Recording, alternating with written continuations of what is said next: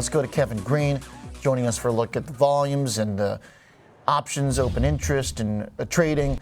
As far as the options market goes, KG, let's go there first.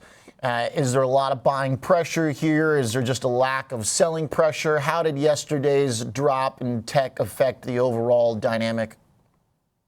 When you're looking at open interest, it didn't really impact the overall dynamic here, Oliver, but we did see a little bit more balance to start this morning up. Now, obviously, we have pre-market trading for the SPX options. It's going to be fairly, light when it comes to volume. There were some targeting of the 57.75 puts earlier this morning, as well as the 57.85 puts. That might be a little bit of downside risk, but you are also seeing a little bit of balance when you're seeing call selling to the upside, the 58.45s, the 58.50s, and somebody's going out to the 58.90s here. So I would say it's a little bit more balanced. From a technical standpoint, you may want to come back down, try to get really close to the 5,800 level, see some buyers stepping in, and then trying to bounce out to the upside here. I kind of have this channel that we were in pretty much on Friday of last week. We're pretty much revisiting that channel. You don't want to stay in there for too long. If we do, then that kind of gives you a little bit of an indication that selling pressure is continuing to step in to this market here. And if we do break that, 57.85 once again has been the flow that I've seen for this morning. And then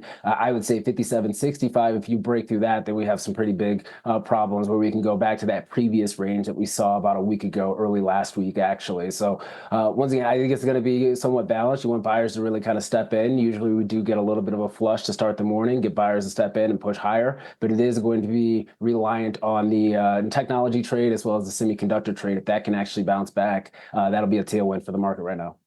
So as we're looking at yesterday, I mean, it seems like there should be plenty of places for support technically, given our kind of stair-step pattern up. But also yesterday, we did see that when we kind of cracked one of those key dealer levels, it did create some more kind of waterfall selling. So we're not immune to some pretty quick moves. I mean, it was a pretty sharp move yesterday, especially in the second half after that 58.30 broke.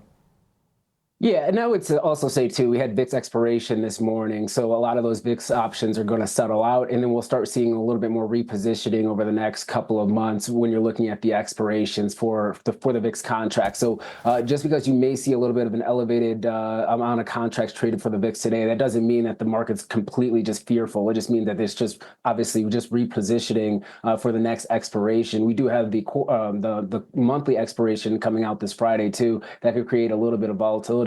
But if you're kind of looking at this, I mean, we're now at the heart of the election season vol. If you're looking at the November contract, this is the elevated contract when it comes to the VIX. So that could give us a little bit of pressure. That could also provide us some trading opportunities in the near term, too, if you're a bull or a bear. But I think the dynamics that we saw with with the semiconductors yesterday, along with VIX expiration pretty much this morning, kind of created a little bit more of a domino effect in yesterday's trading. And today we're pretty much trying to just recapture. And if we can recapture 58.30, that's going to be an area of resistance. If you can recapture that and break out higher, I think that's going to be a really good sign for the bulls right now. We're just trying to maintain here, Oliver. All right. Yeah, I like that. Maintain. There's that chart again. And I do like that one because it's kind of like the higher kind of momentum potential move. If we get out of it, it's already been a really nice trend. But if it's not powerful enough, if the bulls require more, then that would be pretty fun. And that's kind of what it looked like at the beginning of the week, that we were going to get a little frothier. Crypto markets melting up, small caps moving, and then it's just right on cue. You get a big tech shakeup, and then the main horse of the market kind of falters a little bit. So right now, though, it's not too bad out there. We're pretty much and it seems like the overall momentum still on our side. Appreciate it, KG. Thanks for the perspective there.